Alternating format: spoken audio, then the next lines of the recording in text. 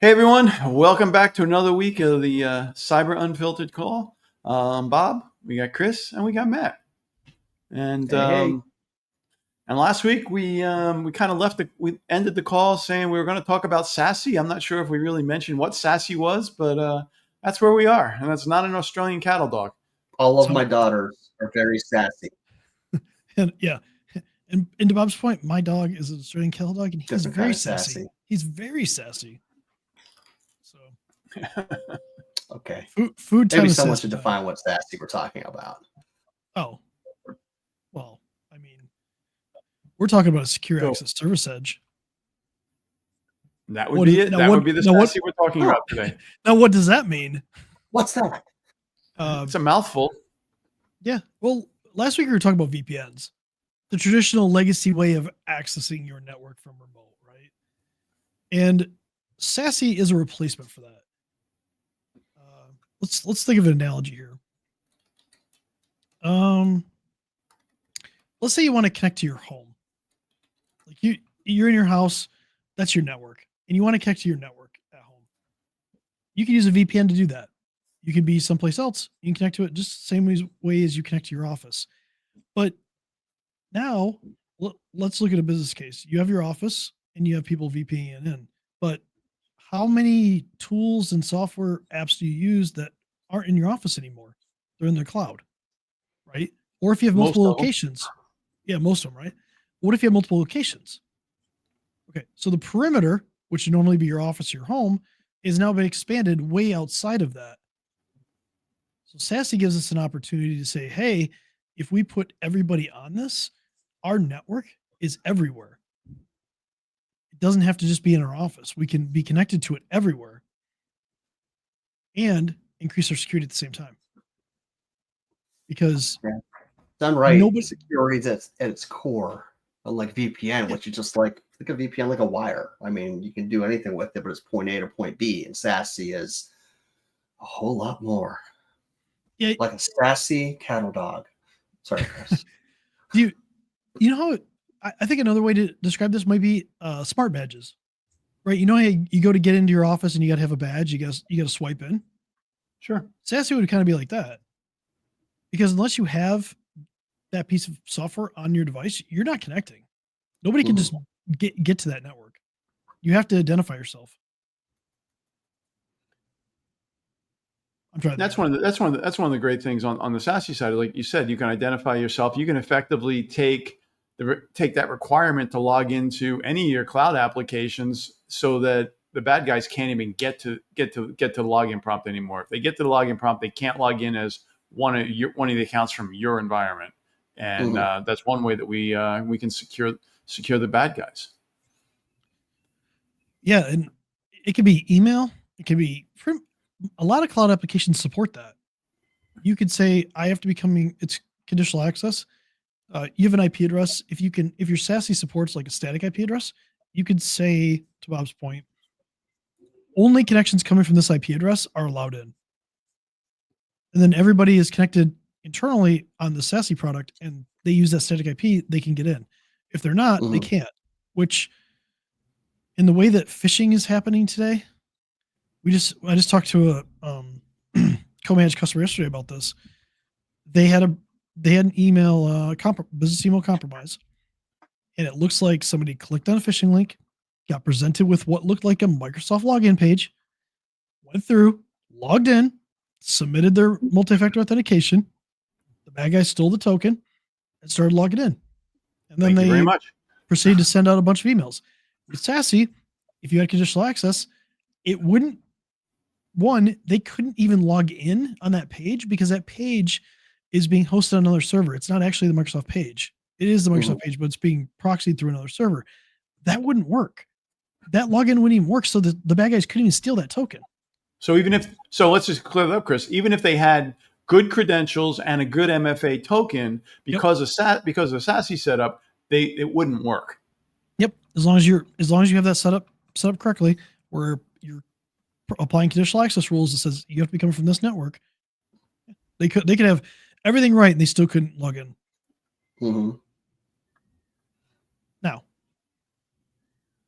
there are some caveats to that. You have mobile phones. Do you put mobile phones in SASE?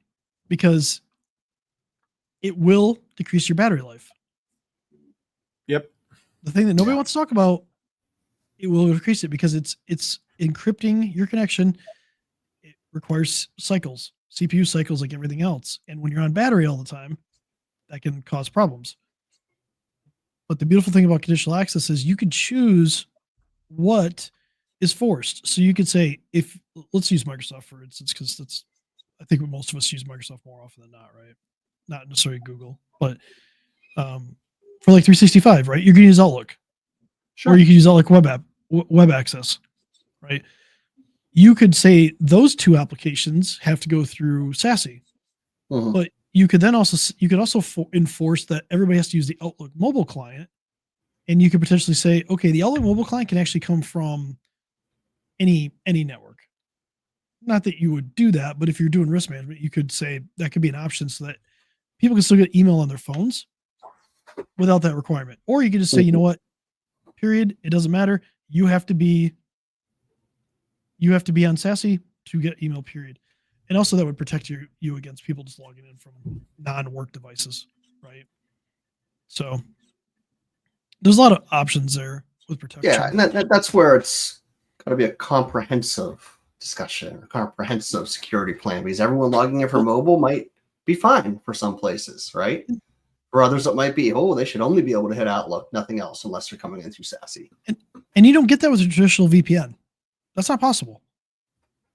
A VPN is just getting you into a network. In our case, it's probably just getting your business network. And if you don't set that up right, people can, once they get access into that network, they could have access to everything, and they might just be able to use it. It's just like being plugged in at that point. Yep. Yeah. That's so being wired in. One of the things that I like to stress with people when we're talking SASE is, you might, in the past, we used to spend a lot of money and put really high-end firewalls in the office environment. It did a great job, it protected everything. But now with people showing up in Starbucks, people showing up at home, people's kids' machines, we had to that whole firewall scenario needed to be changed, and SASE allows us to push that all the way down to that edge device, so that it's just protected. But do we still need those firewalls in the office? Well, and that's where we go back to the perimeter where you're talking about, right? Like if you're in the network, you're behind the firewall, so you're protected. But the second you go to the coffee shop or go home, you're not behind the firewall anymore. Right. So that's to Bob's point. Now you could simulate that a little bit with the VPN. You could force them back in and go out the internet connection at the office. But I don't know how many of you guys have cable modem providers too. Let's just talk performance wise. How many of you have customers that have cable modems where the upload speed is not fast? We're kind of lucky in New Jersey. Most of the cable modems here are all symmetric, and the dream. Well, I don't. So most of the people around here that have cable modems are limited to like 30 megabits up. So if you force them to go back through the network, like back through your firewall, like the internet would be unusable. Yeah. It'd be like a 4-lane highway down to half a lane, and you'd be trying to pummel all of your remote users through that. It just doesn't work. Yeah, it's terrible. So SASE gets around that limitation. Also, honestly, you could do. I don't want to get into zero trust right now because it's a buzzword, but you can force people to authenticate too. So even though they have the device with the SASE product on there, and this could be, we all use a different product. There's multiple products out there. We're not here to pump a product up, but if you can get in, you can also force them to authenticate with a username and password as well. So even if somebody did get access to the device, maybe you're forcing them to authenticate to get to certain things. Maybe you have a server that runs HR, or an application that runs HR, has HR information or financial information. Maybe you only want 3 people in your company to have access to that.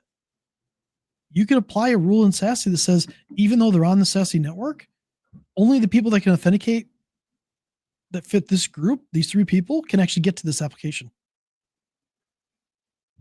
Perfectly. It's something that we can do. Yeah, that we can't do with a traditional network. So this is really like futuristic stuff for a lot of people. I don't see it. I haven't seen it really deployed as much in like small and medium enterprises as we're doing it, and we like you guys and us. And yeah, I think Bob, to your point, you could buy cheaper firewalls because you're pushing all that network traffic through there that you can do a lot more security with without spending thousands upon thousands of dollars on hardware firewalls that actually don't provide as much protection as you think. Yep. And the other thing is that we're removing that single point of failure that these businesses are having by setting up their own little private VPN, because if that office goes away, nobody can work. And the fact that we're running, the SASE is all cloud-based at this point. It's, multiple redundant data centers that we would never be able to build. Customers wouldn't even be able to afford that environment if they had to build it themselves. Yeah. So I think the way that we talk about this from a business standpoint. So let's say you're a business and you want to implement this. Something that we said excited you about making sure that you're more secure. You want to do specific things. Let's say you want to limit who can access your email. I look at this as like a 3-phase approach, right? Phase 1 would be, let's just pick one application to kind of implement this on. Phase 2, you maybe, and then we'll deploy it, and then you test it, make sure it's good. We could do this. We don't have to do this for everybody in the company. Maybe you want to just try it out with a couple people. 100% possible. Sure. Once you get that rolled out, phase 2, then now you expand it to more apps. And maybe you enforce some different checks, but not every app will support this. Be aware of that. So the vendors you pick are going to matter. We know that Microsoft and Google can support this, so we're good. Not every vendor can support that, but the ones that can, we should definitely do that. And then once you get through that, phase 3 might be reassessing what applications you use. Maybe you want to enforce this for a lot of things. You want to have these IP restrictions, or at that point, you just retire your traditional VPN access.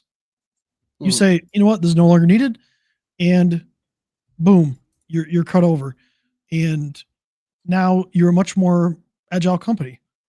You can expand quicker, right? You can roll out a new office in very minimal time, especially as you start moving more and more workloads to the cloud, or to maybe like hosted a data center of some sort. But that's how I'd approach it from a business standpoint. I would just pick one app, one critical app that you need. Well, you have to be methodical about it, because if you try and do everything, the project's just going to fail. But and it's not all or nothing. I like that. Start somewhere, do something. Yeah, and to be fair, email's probably your single biggest security risk in your business at this point. So it's a really good one to move. And also, when you do this, there will be one account that does not have this applied.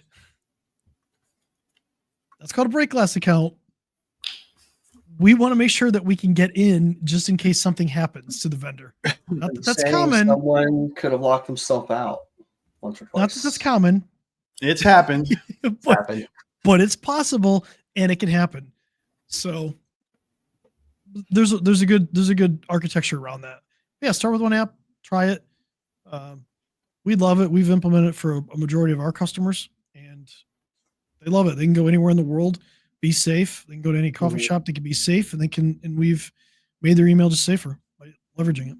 So why don't we just close this out and tell people if they, if you want to learn more about SASE, talk about SASE for your environment, just DM any of us the word SASE, SASE, and we'll reach out, have a little conversation, and go from there. And I'll take a video of my dog Riley and being SASE, and I'll send it back to you. Cool. Well, I'll catch you guys next week, and we'll go. It's good.